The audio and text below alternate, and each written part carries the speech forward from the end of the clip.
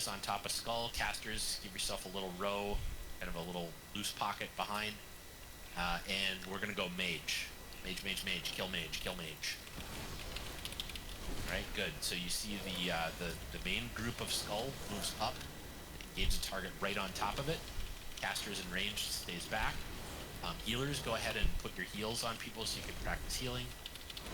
Let's swap to rogue, swap to rogue, swap to rogue. Rogue, rogue, rogue, rogue, rogue.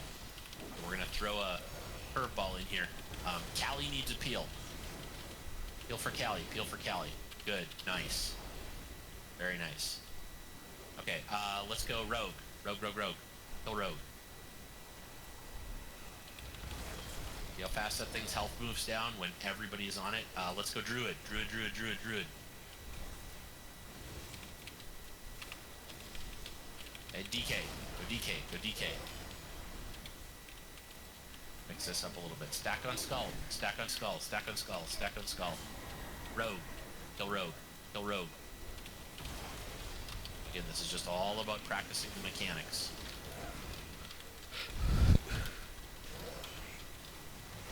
Let's go druid. Druid, druid, druid. Stack on skull. Stack druid. Healers and ranged, you guys should be repositioning yourselves as necessary. Make sure that you are close enough to the group that you can get peeled off of if you need to. Use line of sight. Let's go DK. DK, DK, DK.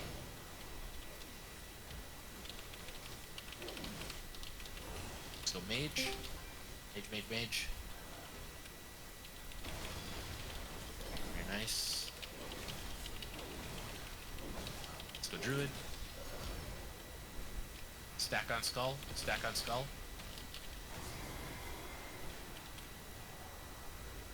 And don't forget, if you have ranged abilities, always be throwing something at them. Okay, so now Valka threw a friendly dome out. Was that Valka's or was that Talon's? No, that was mine. I'm counted into Okay. arena stuff. I do not have dome currently. I'm sorry. No worries. I promise when we swap to World PvP, I will have dome. I'll have both the dome and the enhanced dome. Yeah. All right, portal out, guys. Portal out. Portal, portal, portal. Get out. Find the square. Portal. Very nice. Good job. All right, nice. So I know that probably felt a little bit like, I don't know, rudimentary perhaps, but it's important because it's a lot easier to practice switching targets and moving around and seeing how the group moves together when we don't have people, you know, throwing giant chaos bolts at us. Like just throwing these things right now. You see how it's a little bit chaotic there without that target? That's why friggin' Wheeze is so important. When you have a bunch of people lined up, you can't see. Yeah, the crosshairs really, really help. That was something I wanted to mention earlier when you said to call out if a Bane of Havoc is friendly or not. That is surprisingly hard to do unless you have add-ons to help you do it. I don't.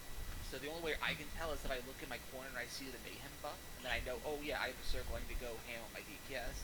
And I only know I'm in a bad circle if I look at my debuffs and I see the red circle. So Bane of Havoc it's not casted anymore? No.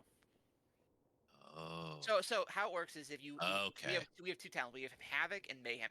Havoc is the casted one on a 30-second cooldown. Mayhem is the passive one that triggers on our spell cast. Okay. Bane of Havoc makes it passive for Mayhem, which is why it's the best one. Gotcha. And the other one is I can then use it on demand and it lasts longer. It's always better to have the passive one. Yeah, I didn't realize that it was passive now and not a casted one. Yeah, I don't get to choose when I have it up. You don't get to pick. Mostly one good talent to do it on good demand.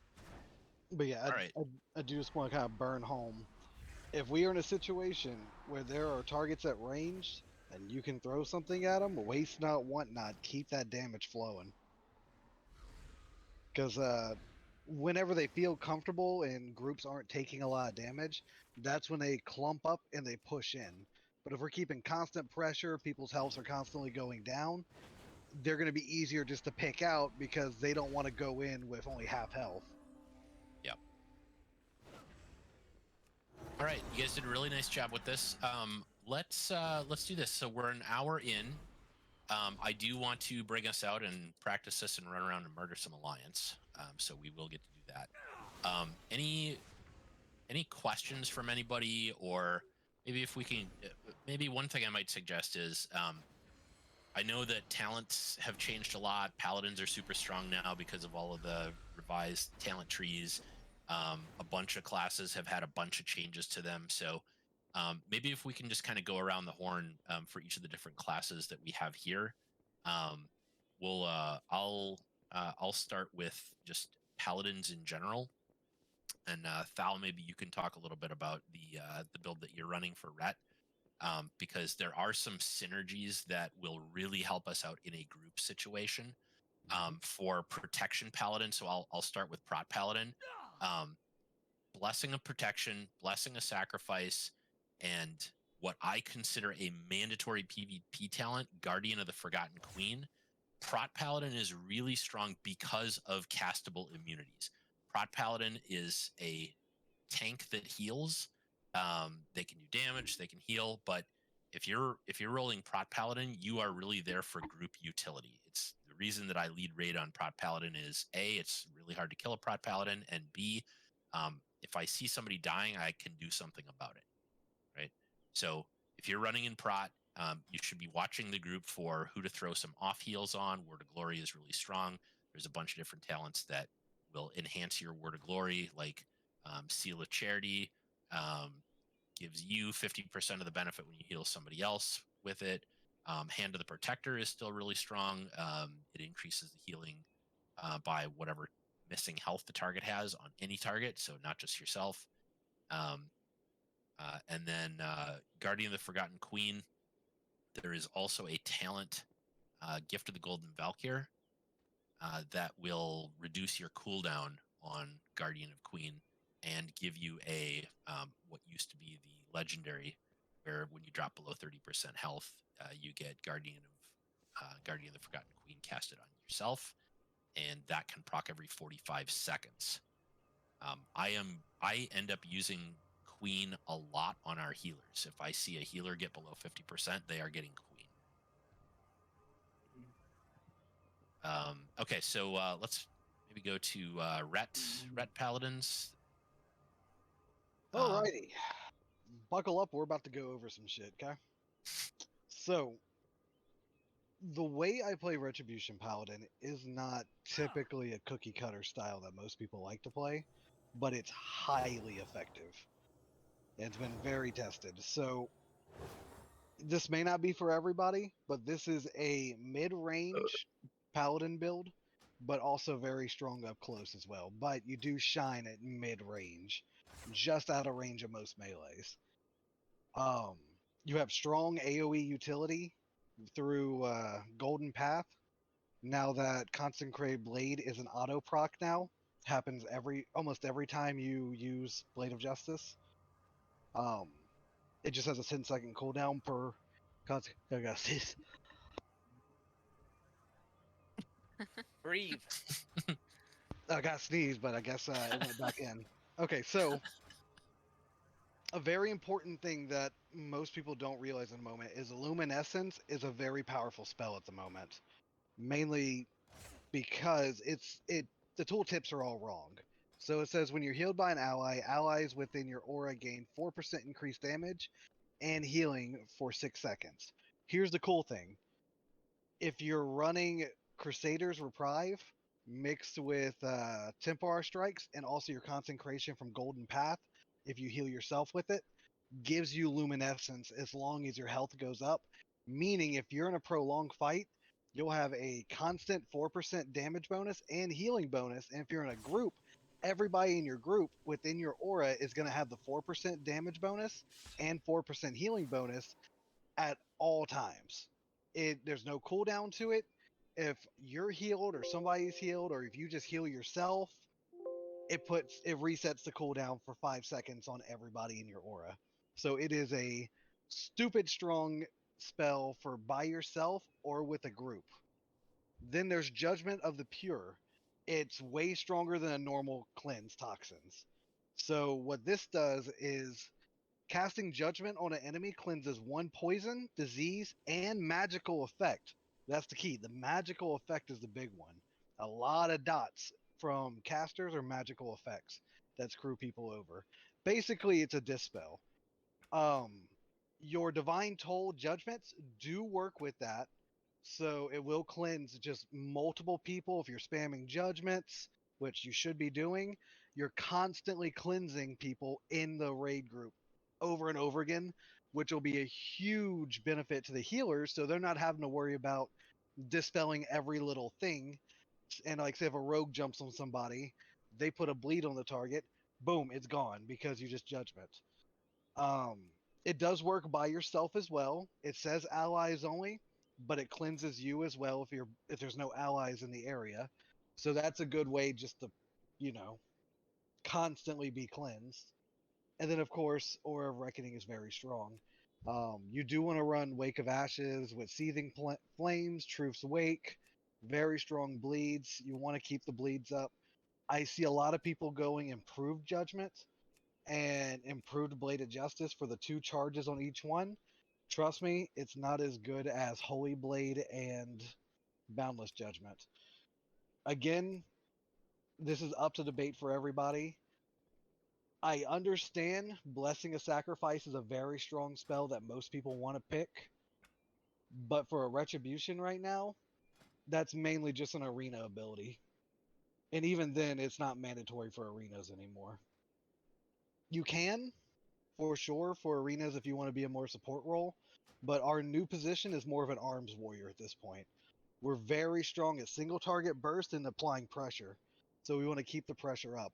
With the mid-range build, Execution Sentence is a wonderful way to keep the pressure up. Do not try to build it within a burst window. It already does 30,000 to 40,000 damage baseline.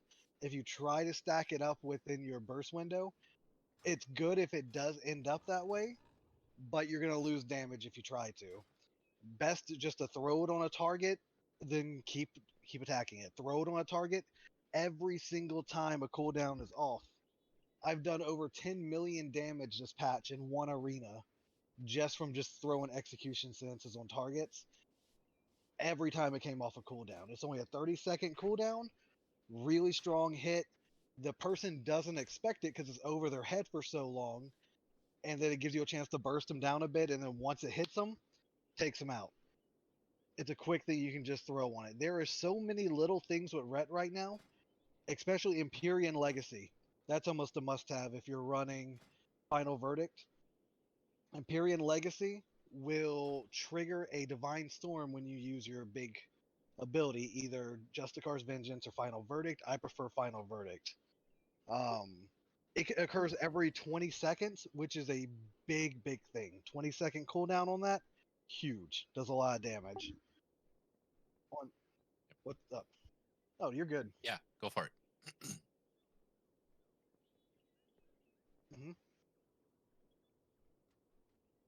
Yes, that's not the one I want you to use. I want you to look at it, kind of understand this is kind of a more different build than the I'm going to burst you in one rotation cookie cutter, because a lot of people are already learning how to work around that. If we see Final Reckoning come down from the sky, at that point you're just like, oh, the red's going to burst now. You know what I mean? You can easily pop your cooldowns, easily mitigate it. I was dueling in the city last night all the way till 5 o'clock in the morning, just to kind of blend and build the perfect build that, you know, that you're gonna kind of win with. With this build, Hammer of Wrath is your bread and butter, hands down. Hammer of Wrath will guarantee hit 50,000 damage almost every time on your target. You got 2 charges. The charges reset every 6.5 seconds. This thing, it's like a machine gun. It's ridiculous.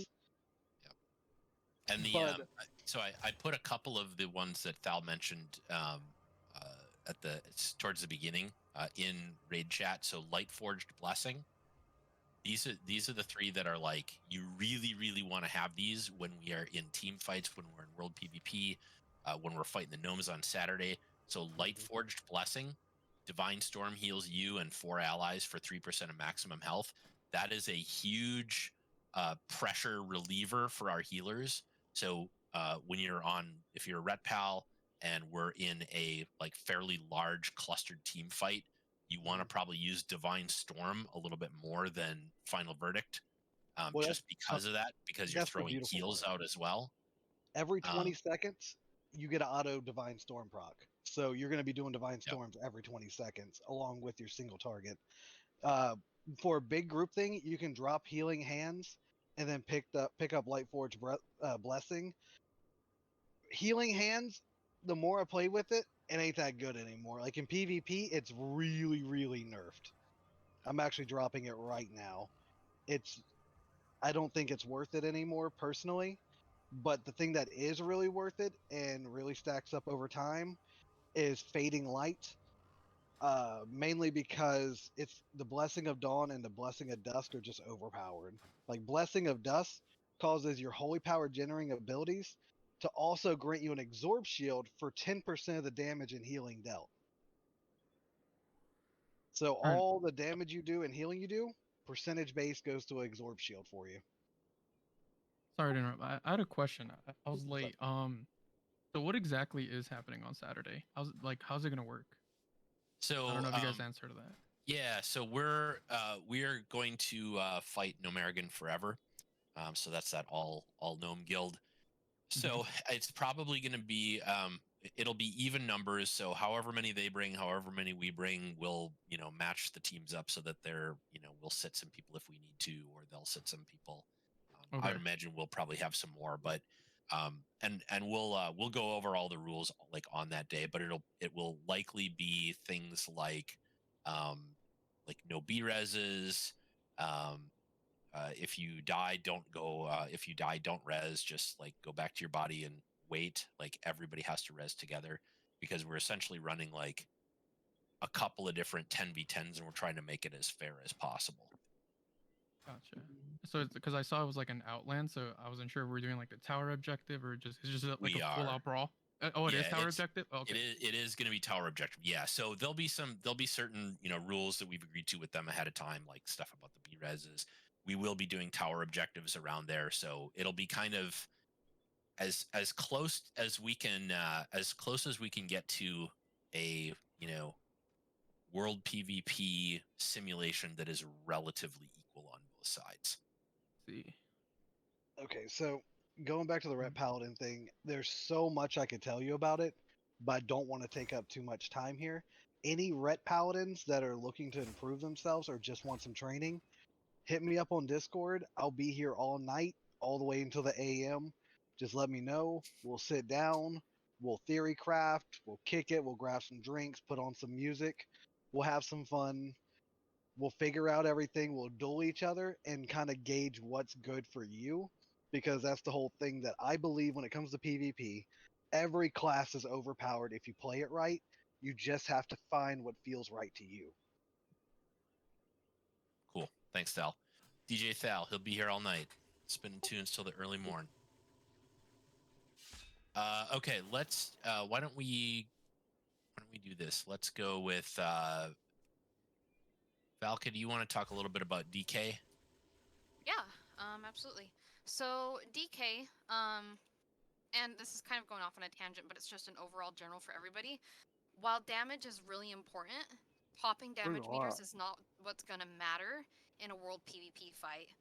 What's gonna matter is our utility together as a team that we can use on each other and against the enemy. So DK is where we have a lot of utility for the enemy. I'm just gonna go over a couple talents that you're gonna want to take for world PvP. Anti-magic zone is one of them. What it does is it places an anti-magic zone that reduces spell damage taken by party or raid members by 20%. The anti-magic zone lasts for 8 seconds or until it absorbs 652,000 damage. There is also